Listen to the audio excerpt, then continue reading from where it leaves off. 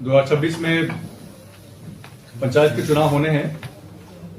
इस चुनाव में परिसीमन की व्यवस्था में बदलाव देखने को नहीं मिलेगा व्यापक स्तर पे।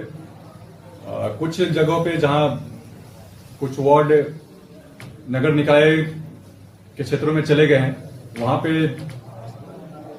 उस स्तर पे रीऑर्गेनाइजेशन देखने को मिलेगा, परिसीमन में थोड़ा बदलाव देखने को मिलेगा, लेकिन राज्य के स्तर पे, व्यापक स्तर पे कोई बदलाव नहीं देखने को मिलेगा। पुराने ही परिसीमन की व्यवस्था लागू रहेगी।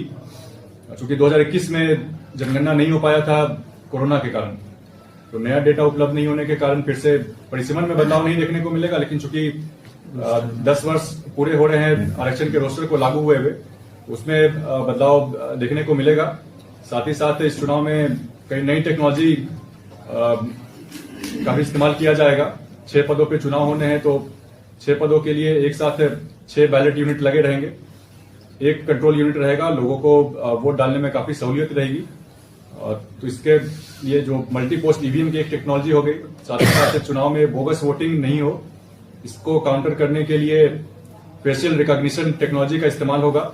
एक व्यक्ति अगर एक बार वोट डाल के जाता है, दूसरी बार वोट डालने की कोशिश करता है, उसके चेहरे की पहचान हो जाएगी और उसको वहीं पर रोक दिया जाएगा। बोगस वोटिंग नहीं होगी तो चुनाव के समय होने वाली जो हिंसा हुआ करती थी, उस पर रोक लगेगा।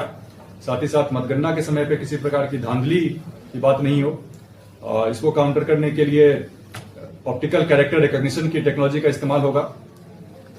चुनाव के बाद जब मतगणना होती है तो मैनुअल तरीके से तो ईवीएम से काउंटिंग होगी, साथ ही साथ वहां कैमरे भी लगे होंगे। कैमरा के माध्यम से स्क्रीन पे मतगणना होती रहेगी और डेटा साथ ही साथ प्रदर्शित होते रहेगा।